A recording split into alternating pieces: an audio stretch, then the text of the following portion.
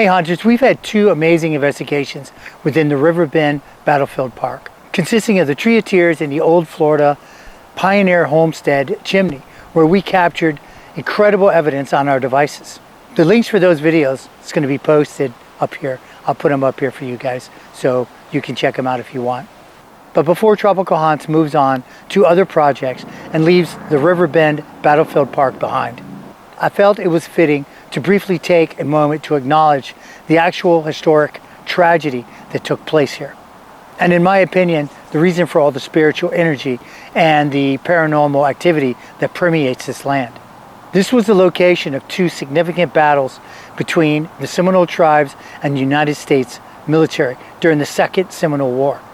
The first battle being labeled as Powell's Battle, named after Lieutenant Levin Powell, and the second referred to as Jessup's Battle, named after Major General Thomas S. Jessup. Just to give you some idea what the environment during the land conflict would be like, I decided to take a walk down one of the trails. Now, mind you, this is going to be modified from the way it would have been in the 1830s, but I talked briefly about that in the video. So you guys, let's take a walk down the trail, and I'll be here when you get back.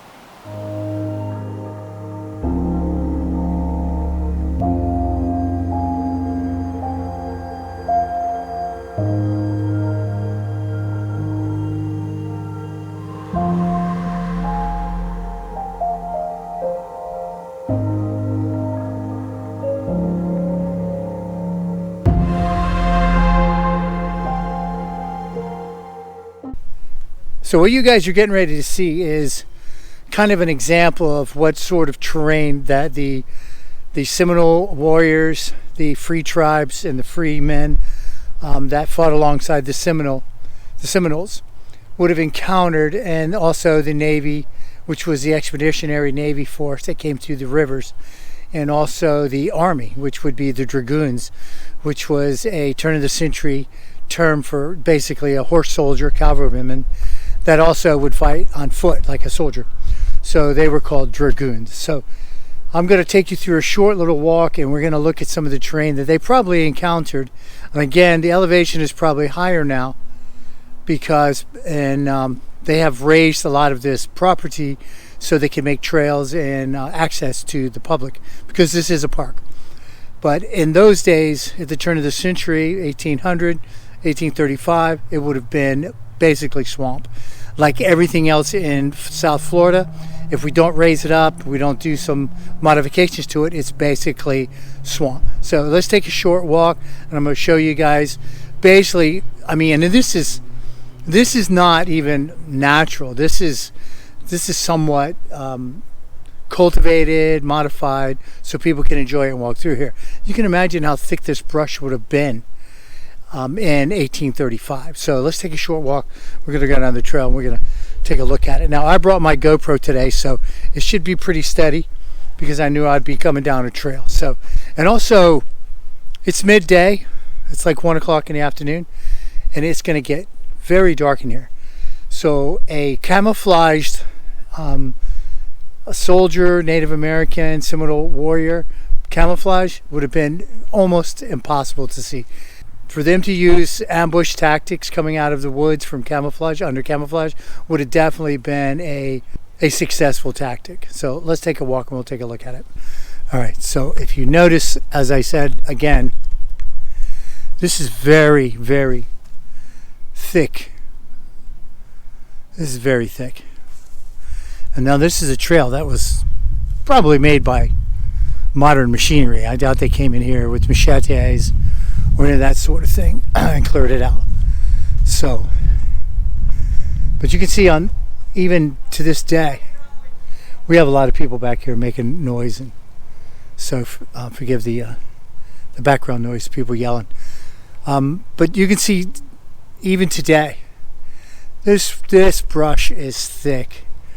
I mean, outside of the noise that someone might make stepping around in there on the palmettos and the deadfall back there, you wouldn't even know they were back there. I mean, I literally could have 6 guys standing there on the trail in front of me and I wouldn't even notice it. But I wanted to give you guys a shot of just, and all this would have been basically water.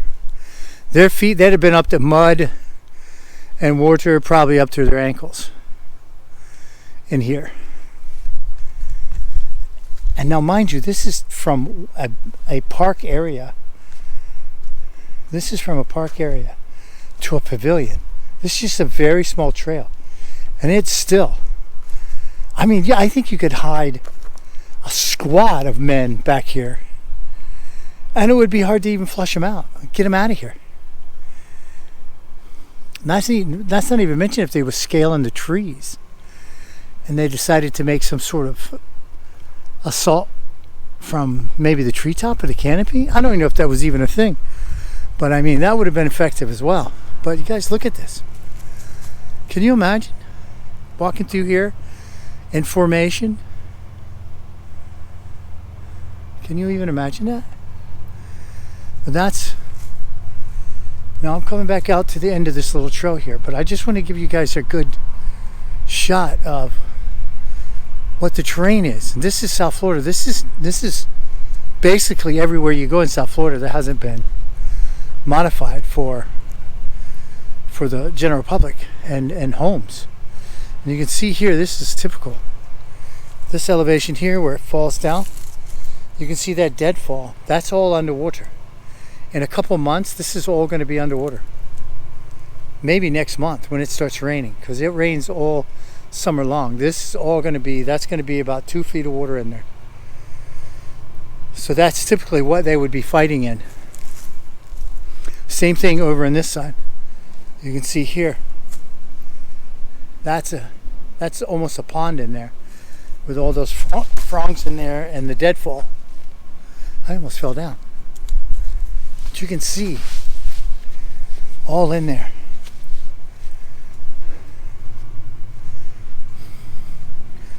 So you can imagine once the Seminoles and their allies were in there in any of this property. Now remember, all of this property here, there were no trails in those days. There were no paths other than what the Native Americans would have carved out for themselves, which would have been very tiny and probably well hidden from the troops.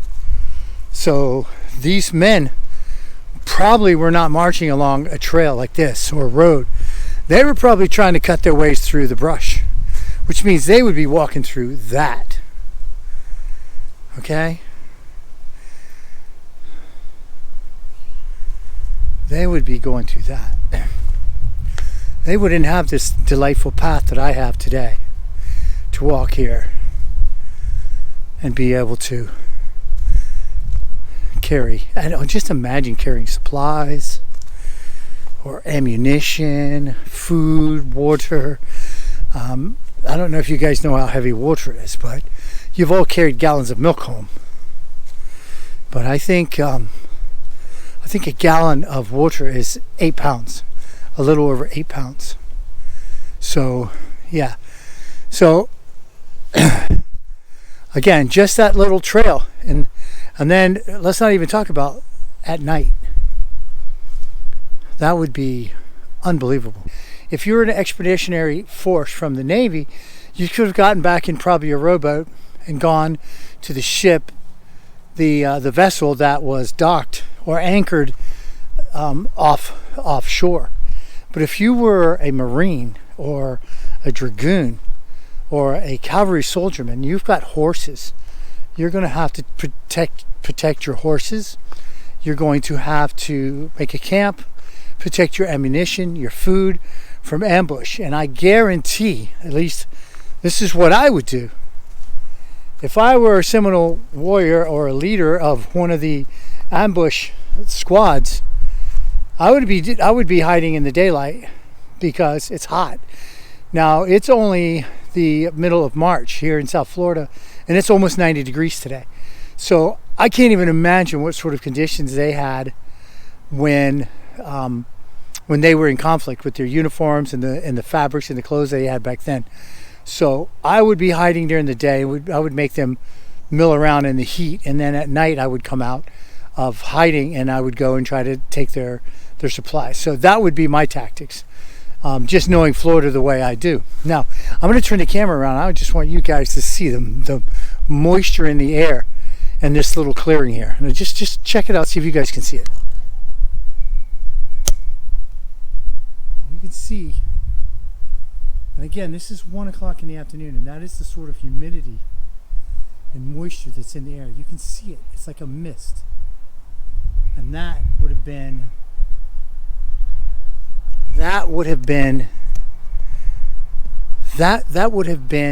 the constant conditions if the conflict was in the summertime. And I believe, if I look at the dates, I'll have to put the dates up for you guys, but if I'm not mistaken, I don't have my phone with me, I'm not mistaken, it was in January, so it would have been a little cooler then, but it doesn't matter.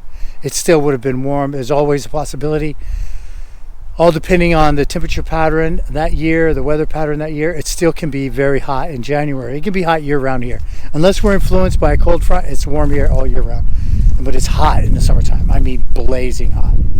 So there's a pretty good look at some of the terrain that the combatants would have had to contend with. It would have been, but it would have been probably 100 times worse. It would have been wet, and it would have had a lot of perils and hazards that do not exist today. They would have had vipers in there. They would probably had wildlife that's no longer there. So that's a quick look at the terrain the combatants would have had to deal with.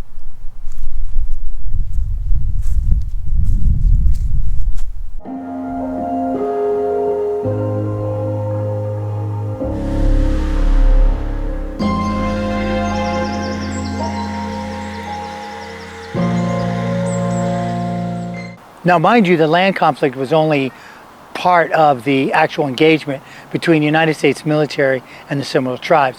There was also the Navy actively rowing down the Loxahatchee River looking for Seminole settlements.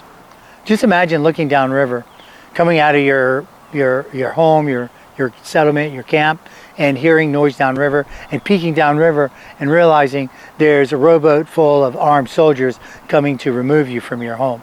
That couldn't have been a good situation for the Seminole people. Now, remember that the U.S. military had soldiers they had horseback, they were in boats, and they were trained soldiers and military. The Seminoles were warriors, but they also had families. So the conflict was not exactly equal. It was the male Seminole, the free men, and then there was the U.S. military.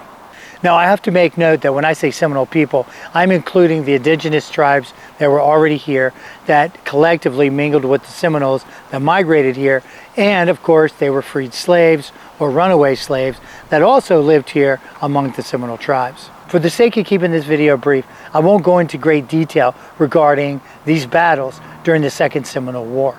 I have to note, though, the human tragedy and the brutality of these battles were well documented. If you would like me to make an in-depth video regarding the Second Seminole War, please comment below or send me an email. You guys all have my email at tropicalhaunts@gmail.com. The video that's been running in the background is the beautiful area at Riverbend Battlefield Park, where the Seminole tribes lived since the 1700s, according to historical records, migrating to the area to avoid European conflicts and oppression by more aggressive Native American tribes. After the Indian Removal Act was signed by Congress in 1830, the United States military was brought to bear against the Seminole tribes in the Loxahatchee River area, especially once they refused to leave and the skirmishes with settlers became more frequent. Again, please don't hesitate to comment if you want to see an in-depth video of the Second Seminole War. I don't mind doing the research. I don't mind at all making a series of videos if the haunters are interested in that. I know a lot of you like to see the paranormal stuff. Some of you like to see the historical stuff. I'm not opposed to either one. So please leave me your comment. Send me an email, tropicalhaunts@gmail.com, and let me know if you want to see anything further about the Second Seminole Wars. So thank you, haunters, in joining me during this brief remembrance of the combatants that lost their homes, their families, and some even their lives in this tragic conflict. So let's bid farewell to the Riverbend Battlefield Park for now, and I will see you on the next one.